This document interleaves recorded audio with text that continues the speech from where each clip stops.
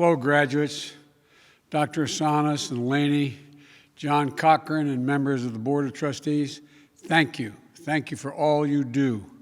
And to all my fellow Blue Hens, your family, friends, all of you, congratulations. I'm so proud of you and so happy to welcome you to the University of Delaware alumni family.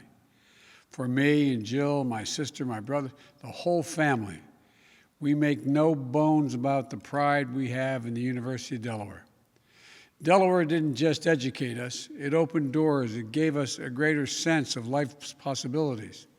I had great professors, Dr. Dolan, Dr. Ingersoll, Dr. Monroe, Dr. Bennett, and so many others, who instilled in me the confidence that I could make sense of an uncertain world, that I could do anything if I worked at it hard enough, even possibly being President of the United States.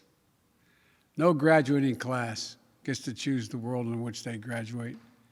Every class enters the history of the nation up to the point that has been written by others. But few classes, once in every few generations, enters at a point in our history where it actually has a chance to change the trajectory of the country. Just 3 years after I stood where you're standing, two of my political heroes, Dr. King and Robert Kennedy, were gunned down. The Vietnam War divided the nation and divided families. We're in the midst of a great movement for civil rights, women's rights, and environmental rights. We faced an inflection point, and we did our best to seize that moment because things were changing so rapidly. And now, you face another inflection point.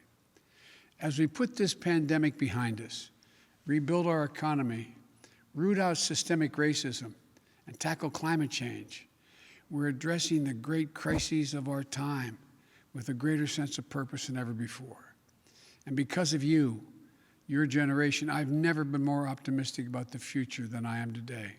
You represent one of the most gifted and talented and well-educated generations in American history.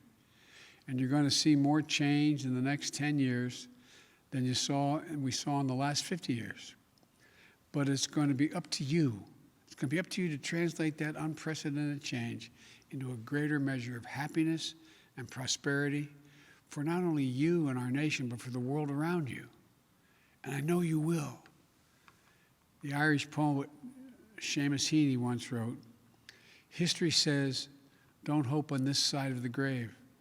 But then, once in a lifetime, the longed-for tidal wave of justice can rise up, and hope and history can rhyme." Graduates, you have a chance to make hope and history rhyme.